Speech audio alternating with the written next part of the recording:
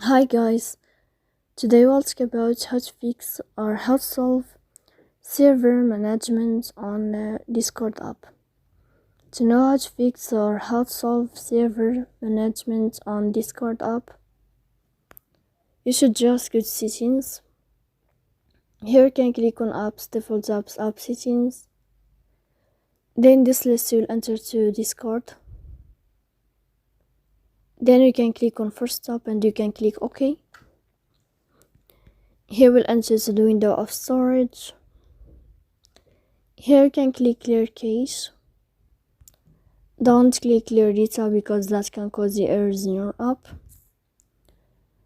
In the end, you can turn on your airplane mode and you can turn off it again.